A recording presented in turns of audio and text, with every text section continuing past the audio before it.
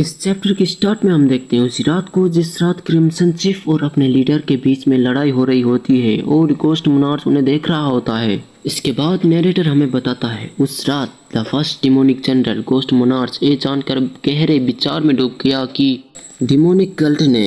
Green forest की सेना में बहुत गहराई तक घुसपैठ कर चुका है और वह इतनी दूर तक घुसपैठ कर चुके हैं और एक ख्याल उससे परेशान करने लगा कि एक भी गलती से ग्रीन फॉरेस्ट ने अभी तक जो भरोसा और एकजुटता बनाई है वो सब टूटकर बिखर सकता है। इसलिए उसने दूसरे डिमोनिक जनरल से अलग 5 वीक स्ट्रॉन्ग होल्ड पर स्पेशल अटेंशन दिया और फिर संयोग से उसने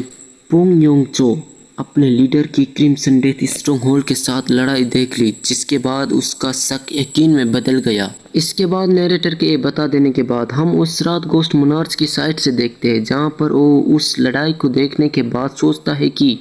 इनवाइन ने क्या कहा था, जहां पर इनवाइन ने उससे कहा था जब हमारे स्ट्रॉन्ग होल्ड ने पहली बार 5 वीक स्ट्रॉन्ग होल्ड को ग्रीन फॉरेस्ट का हिस्सा माना तब वो लोग असल में कुछ भी नहीं थे और ये कहना मेरे लिए बहुत मुश्किल है, लेकिन मैंने सोचा था कि वो लोग बहुत ही जल्दी डिस्ट्रॉय हो जाएंगे। लेकिन जब मैं उनसे फिर से यहाँ पर मिला तो मुझे ऐसा लगा कि वह लोग पूरी तरह से बदल चुके हैं और इतने कम समय में उन लोगों की एनर्जी का इतना अलग और पावरफुल होना, इसमें यकीन करना काफ़ी मुश्किल है कि ऐसा पॉसिबल भी है। और फिर इन वाइन की बातों को याद करने के बाद लड़ाई को देखते हुए सोचता है सिर्फ एक साल में ऐसा होना मुमकिन भी है। भले ही उन लोगों ने डार्क हेवन असुरा आर्ट सीख ली हो,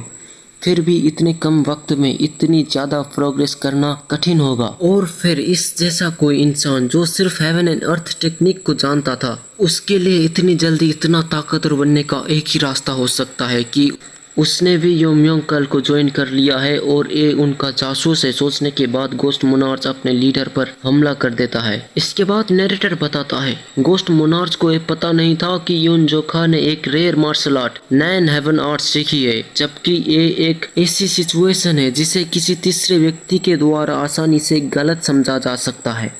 और गोस्ट मोनार्च की वो छोटी सी समझ आखिरकार ग्रीन फॉरेस्ट पर भारी प्रभाव डालने वाली एक बड़ी वजह बनने वाली थी। इसके बाद सीन प्रेजेंट में रियोशी पर शिफ्ट होती है जो अरीना की तरफ भागते हुए सोच रही होती है गोस्ट मोनार्च ने 5 वीक स्ट्रॉन्ग होल्ड पर आखिरकार हमला क्यों किया, और क्या 5 वीक स्ट्रॉन्ग होल्ड में बिना किसी को बताए जाने से मैंने कोई गलतफहमी पैदा कर दी थी। अगर ऐसा है तो मुझे इस गलतफहमी को दूर करने की ज़रूरत है, नहीं तो बहुत बुरा होगा। और गोस्ट मोनार्च को तो बहुत सतर्क और सावधान रहने के लिए जाना जाता है, फिर भी उन्होंने ग्रीन फॉरेस्ट ग्रैंड समिट जैसे इम्पोर्टेंट इवेंट में इतना ज़्यादा करने का फैसला क्यों किया होगा। और फिर सियो क्रियोशी ये सब सोचने के बाद जब अरीना में इंटर की तब वो सहज रूप से समझ गई कि वो रीज़न क्या हो सकता है। और फिर इसके बाद हम देखते हैं अंदर अरीना में जहाँ पर योमयोंग कल से 3 ब्लेड स्ट्रॉन्ग होल्ड के चीफ को जो अपनी डिमोनिक एनर्जी को निकाल कर सोर्स से 12 डिमोनिक जनरल में से एक पर डिफरेंट स्लैश करता है और हमला करते हुए डरावनी हंसी हंस रहा होता है। इसके बाद योमयोंग कल से दूसरा डोंग रिवर स्ट्रॉन्गहोल्ड का चीफ भी अपने अपोनेंट 12 डिमोनिक जनरल में से एक को अपने हाथों से इतनी जोर से मारता है कि वो नॉकआउट हो जाता है।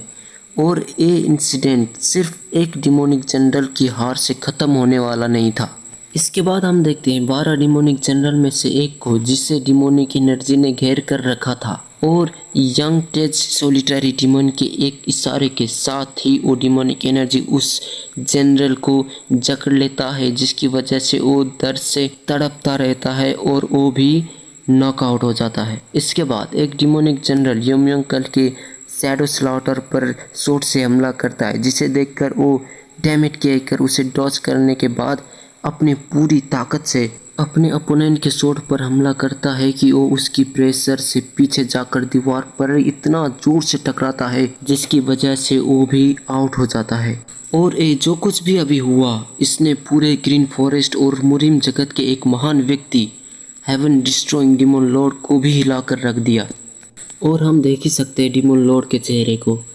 इसके बाद वो चारों योमयोंग कल के लोग या चूजे ड्यूल को जीत जाते हैं, जिसे देखकर उनके स्ट्रॉन्गहोल्ड के लोग उन्हें चीयर अप कर रहे होते हैं कि चीफ आप सबसे बेस्ट हो, आप ग्रीन फॉरेस्ट ग्रैंड समिट के सच्चे नायक हो। और ये सब देखकर बचे हुए डिमोनिक जनरल गुस्से में दांत किस रहे होते हैं और सोच रहे होते हैं एक कमीने बास्टर्ड, इनकी इतनी हिम्मत कैसे हुई, इतना घमंड दिखाने की सोच रहे होते हैं। और फिर नैरेटर बताता है ये एक महान संकट था जो ग्रीन फॉरेस्ट का सामना कर रहा था। इसके बाद हम देखते हैं उन सभी को जो बहुत ही खुश होते हैं और चिढ़ा रहे होते हैं। और फिर ये सब देखकर रियोशी सोचती है लेकिन इस सिचुएशन का 5 वीक स्ट्रॉन्ग होल्ड से क्या लेना देना है। जो सोचने के बाद इधर गोस्ट मोनार्च बड़े गुस्से में दांत किसते हुए कहता है क्या सच में यम अंकल अभी भी इतना स्ट्रॉन्ग है, ये क्या बकवास है। और फिर गोस्ट मोनार्च के एक कहने के बाद यहाँ अरीना में हमारे इयोन की एंट्री होती है जो अंदर आते हुए कहता है क्या यहाँ पर हर कोई इसके बारे में इतना एक्साइटेड है, इसे देखकर मुझे यहाँ सभी को मार डालने का मन कर रहा है। जो सुनकर रियोशी डर जाती है और इयोन को समझाने की कोशिश करते हुए कहती है रुको एक मिनट, तुम्हें शांत हो जाना चाहिए, हम अभी भी नहीं जानते कि वास्तव में क्या हुआ था और किस वजह से हुआ था, इसलिए तुम शांत हो जाओ। जो सुनकर इयोन बड़े ही गुस्से में कहता है अगर तुम मेरे रास्ते में खड़े होने का साहस करोगे तो सबसे पहले मैं तुम्हें आधा काट कर तुम्हारे 2 हिस्से कर दूंगा। जो सुनकर रियोशी कुछ नहीं कह पाते। इसके बाद इयोन अरीना के स्टेज में आगे बढ़ता है जिसे देखकर यमयंकल के चूजे कुछ समझ नहीं पाते और उनके स्ट्रॉन्ग होल्ड के लोग इयोन को देखकर कहते हैं आखिरकार ये कौन है और इसकी हमारे चीफ के शानदार वक्त को इंटरप्ट करने की हिम्मत कैसे हुई, यहाँ से निकल जा कहकर इयोन पर पत्थर फेंक कर मारते हैं। जो इयोन की तरफ जा रहा होता है तभी इयोन उनकी तरफ गुस्से में देखता है